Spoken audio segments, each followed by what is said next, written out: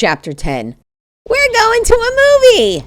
Valerie was practically dancing on my doorstep as I answered the knock. Erin grinned at me from behind her. I think she's excited. What about you? I looked at Val. I don't know. I think maybe she'd rather stay home and do homework. Val stuck her tongue out at me and I motioned them in, laughing. Let me just turn off my VR and find my shoes, I said, heading over to my love seat where I'd been playing a single-player RPG. Kitties! I heard Val squeal behind me, and I looked over to see both my cats going over to investigate the new person in the room, then quickly bolting away as the little girl tried to pick them up. Val chased one of them into my bedroom, laughing. I looked at Erin, and we laughed together. Thanks for coming along, Erin said. Thanks for inviting me, I replied. After 3 weeks of feeling sorry for myself, I knew it was time to start living life again, and an opportunity to spend some time with Erin and Val had sounded like a great way to do it when he had suggested it a couple days earlier. I switched off my computer and turned around to see Val walking out of the bedroom, a cat hanging from her arms. She'd managed to catch Tammy, my blue-eyed, cream and brown ragdoll breed cat. She was the most patient cat I ever met, even when being carried like a bag of potatoes by an 11-year-old. I got one! Val called triumphantly. I laughed and nodded. Yes, you did, but you have to let her go now if you want to go to the movie. Ah, Val said in disappointment. She dropped Tammy to the floor where the cat sat down at Val's feet and started purring. She likes me! Val giggled and leaned over to pet the cat. Yes, she does, I replied as I slipped on my shoes. We made it to the theater half an hour ahead of the showing of our movie, Slightly Charmed, a 3D animated film about a fairy who couldn't quite get her spells right and accidentally made all the characters in the books on her bookshelf into real people, who then started causing havoc around town. Erin stood in line for snacks and drinks while Val and I grabbed some center row seats and watched the amateur short films created by university students in the arts and video production classes. Many theaters supported local and national students this way, giving them exposure early on so they might be discovered by studios looking for fresh talent when they graduated. The films ranged from children's comedy to adult horror and were featured according to the movie being shown. By the time Erin got back with the movie goodies, the theater was packed and the trailers for other upcoming movies had started. Sitting on the other side of Val, he passed out the popcorn, candy, and drinks, and we settled in for the show. After a highly amusing hour and a half, we stopped by a sandwich shop for lunch and an ice cream shop for dessert. Then Erin took us all back to his place where Val made a beeline for her brother's virtual reality system and loaded up Bonko the Good Dragon. Shouldn't you two be doing something together? I asked Erin. Let her play a while. She'll be here all day. Her dad is at some get-together until this evening. I nodded and Erin settled into the couch next to Val. I took a seat next to him. Erin had set up the system to display the game on his TV as Val was playing it on her headset, so we were able to see what she saw. I glanced at the coffee table on the floor in front of us. On it was the magazine Science and Nature. I picked it up and scanned the table of contents. Global freezing, fact or fiction, with the subtitle, Is Snowball Earth Real? How restoratives are helping scientists fight cancer. What alchemy has taught us about chemistry. A better way to store solar energy. How it's made, Magitech power converters. The LHC and antimatter. It was the last article that Erin had bookmarked this time. The Large Hadron Collider under Switzerland was the first major application of Magitech in the world, back before it was commercially available. Erin had circled and underlined several lines about scientists storing antimatter produced in proton collisions using magnetic fields. What's this all about? I asked, showing the article to Erin. He looked away from the TV and down at the magazine. Oh, it's a theory I'm working on. I think antimatter might be the key to time travel. How? Erin thought for a moment. Since antimatter is the opposite of matter, it can be thought of as backwards flowing matter. It's complicated, but there's a physical law called CPT symmetry that theorizes you can make certain physical transformations of particles to create a mirror image of our universe. My hypothesis is that if you only do 2 of the 3 transformations, you can make matter flow backwards in time. But it all hinges on the ability to make and contain antimatter. I said, returning the magazine to the table and turning back to the game. I honestly only understood about half of that. Glad you're the magiphysicist and not me. Erin chuckled and we watched Val swim through an ocean cave searching for a key to the cage the magic fruit of the level was locked in. My phone suddenly pinged. I recognized it as a notification from Chatterbox. Holding my breath, I pulled my phone out of my pocket and glanced at the screen to see a message from Mikhail. My heart lurched in my chest momentarily. I hadn't really expected him to write again after how long he'd been AWOL. The preview showed a link to a song. This one was a music video of one of our mutual favorite bands. It was a group that had been popular about 15 years earlier and was considered uncool now, but we never really cared about being cool. I stared at it a moment before putting my phone back in my pocket. I didn't really want to listen to it right then. I wasn't surprised though. He often apologized by linking some kind of song relevant to our situation. Sometimes it seemed like we communicated as much through shared songs as through spoken or written words. "Everything okay?" Aaron asked, apparently noticing a change in my expression. "Yeah, it can wait." I tried to reply as casually as I could, but Aaron knew me too well. His expression showed me he was obviously unconvinced, but he didn't push the topic, only gave me a concerned look for a moment before returning back to Bonko's adventures. The game was entertaining, but not enough to keep me from getting lost in anxiety about the message I received. I thought desperately about something I could do to distract myself. "What are your theories on the singularity bomb from Bruchette?" I asked Aaron quietly. He considered me for a moment before answering. "Honestly, I have no idea," he chuckled at himself. "I can figure out time travel, but I can't figure out a bomb." "Well, what do other magicphysicists think?" Aaron leaned back into the couch. "It actually has most of them stumped too. The name, singularity bomb, makes it sound like it creates a black hole." "Wait, what?" I said in alarm. Aaron laughed, this time at my reaction. "Not all black holes will destroy the world. Their gravitational strength is related to how big they are and how far away an object is from it. For example, if the sun suddenly turned into a black hole, it wouldn't have enough mass to even pull Earth into it. We'd just continue orbiting around it, but as a dead, frozen ice ball." "Okay, if you say so," I said skeptically. "So that, and the fact that there are no debris left over, but ungodly amounts of heat radiation, makes it seem like the most likely explanation. The bomb created a small black hole that burned itself out almost instantly. But you need to smash particles together extremely quickly to even create micro black holes, which would not have done the damage the bomb did. Or you need extremely dense material under the kind of pressures found in the middle of collapsing stars." "Well, could it have been that then?" Aaron tilted his head to the side. "Maybe, but there's no natural material dense enough to make a black hole, unless you wanted to lug around a few hundred tons of iridium." "So how could that be the answer?" "Theoretically," Aaron strongly emphasized the word, "a bomb made of neutronium could be small enough to work, but who knows how they'd transport something that heavy." "Isn't neutronium a super strong metal?" Aaron grinned.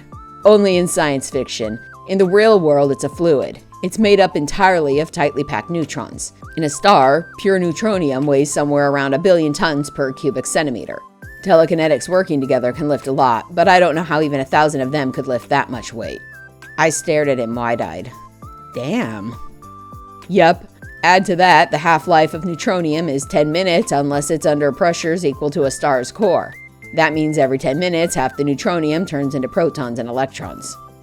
"And we can't artificially create those kind of pressures?" "The kind to not only keep it from decaying, but also compress it enough to make a singularity point? Not yet." "But maybe the Yedramore could?" "Doubtful," Aaron frowned.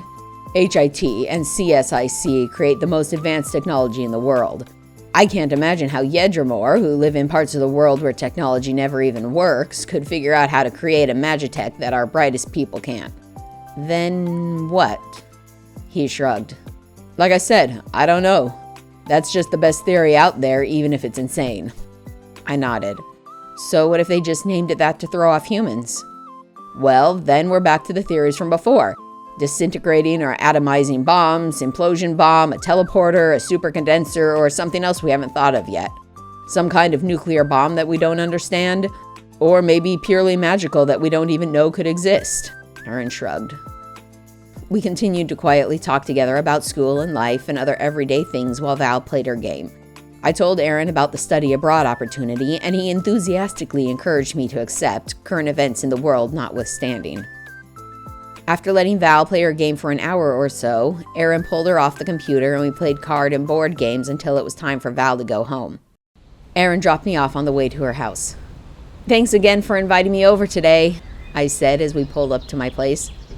"No problem, it was fun. Hopefully you can come along next time Val and I hang out too." "I'd like that," I replied. Turning to the back seat, I smiled at Val. "See you again soon." "Next weekend?" the girl asked hopefully. I laughed. "Maybe. We'll see how it goes." I got out of the car and returned Val's enthusiastic wave through the back window until they turned the corner and disappeared from view. I looked at my apartment and gave a huge sigh. Despite wanting to talk to Mikhail again, I was anxious about it. I wasn't exactly sure why, and it made me hesitate going inside. I glanced at the sunset, but didn't see the single bright star I was looking for.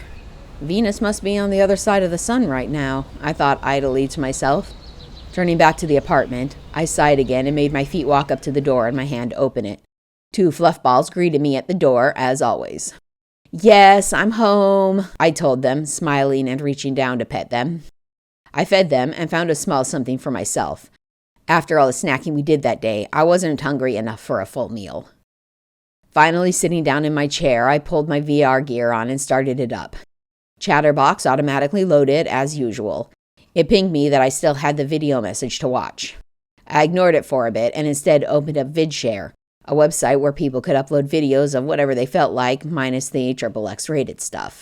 One of the videos on my subscription list caught my attention instantly. It was called 10 Brain Snacks. 10-second answers to questions from viewers on 10 different subjects. At the end, people voted on which topics the channel was going to do more in-depth discussions on that week. I started the video. A woman was standing in front of a blue gradient background. "We all know magic doesn't work in space, but do you know why?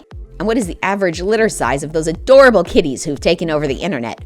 Welcome to 10 Brain Snacks, where we answer your questions."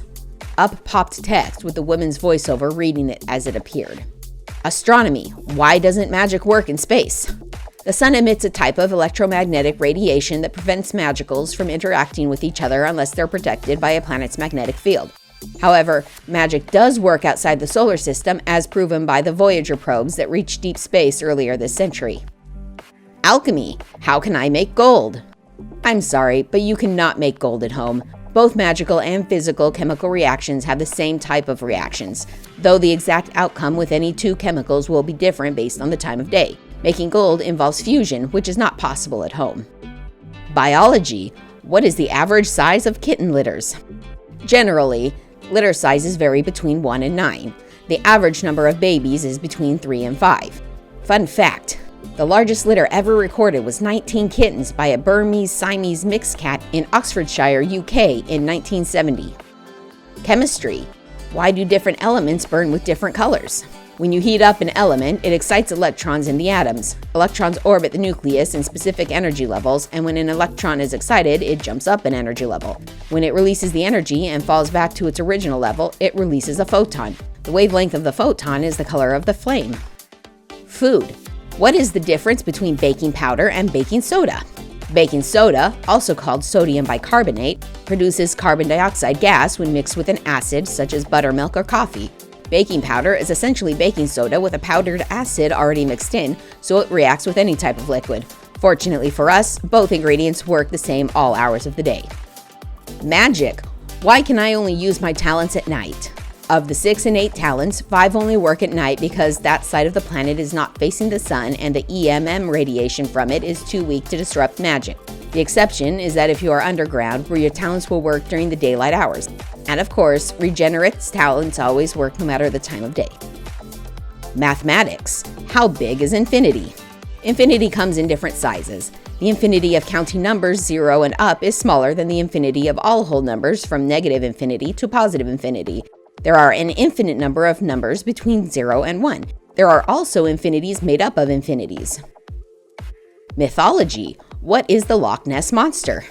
The Loch Ness Monster is a mythical water dragon that lives in Loch Ness Lake in Scotland. Its first supposed sighting was in 1933. Though there is no evidence that it does not exist, scientists believe it is unlikely since no magical creatures have ever been recorded outside the Amazon or Indonesia. Physics. How do fusion reactors work? Fusion is when two light element atoms are smashed together with enough force for them to create a heavier element. Fusion power plants create extremely high pressures and temperatures, and magicals increase this exponentially so that we can maintain the power necessary to keep them running. Psychology. Does photographic memory exist?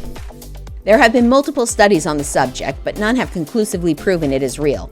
In one study, when given a photograph to look at for 5 seconds and then tested a week later, the subjects were not able to 100% accurately describe what was in the image. This test and many like it have been replicated over the years, all with similar results. And a bonus question from Steven. My little sister is annoying me. How can I turn her into a lizard? I'm sorry, Steven, but polymorphing is not possible. It only happens in fantasy stories. Your sister is a human and cannot be turned into any other kind of animal using magic or technology. I laughed as the video switched back to the speaker. Vote now for the questions you would like answered in more detail. 24 hours after we upload the video, we will pick the 3 topics with the most votes and make videos dedicated to each of the questions this week. Be sure to leave your questions in the comments section so we know what else you would like to learn next week. I scrolled down to the voting box. I was highly interested in the astronomy one because I knew there were exceptions to that brief explanation about magic and magnetic fields, and I wanted to know what they had to say about it. I voted for the photographic memory because I was curious about the types of tests they used. And I considered. Cats are always entertaining, and it would be fun to see a 3-minute video about tiny balls of cuteness. I submitted my vote, and the box switched to show the vote count of each topic. Alchemy was near the top, as well as physics with their fusion reactors, and I was happy to see psychology was up there. Astronomy hovered in the middle, but there was still plenty of time for it to gather more support. And of course, cats were at the top. Just for giggles, I threw in the question, is time travel real, in the comments, and was notified time travel was already a term submitted. I scrolled down to see my question already posted, along with a couple hundred upvotes. I added my vote to the list and checked out the other questions in the comments sections. They covered all sorts of topics that weren't even touched this time, such as economics, government, and, unsurprisingly, Yedramore. I spotted one about ancient languages and dropped my vote on that as well. I watched a couple covers of songs I enjoyed, a video of the family tree of language, and 5 minutes of a live stream of kittens playing in a rescue home before I finally gave in to my anxiety. I opened Chatterbox again, took a deep breath, and clicked the link from Mikhail. I know I did you wrong, and I wish I could do better. I know that I'm a wreck, and I wish I could be better. I felt my chest tighten. I knew the song.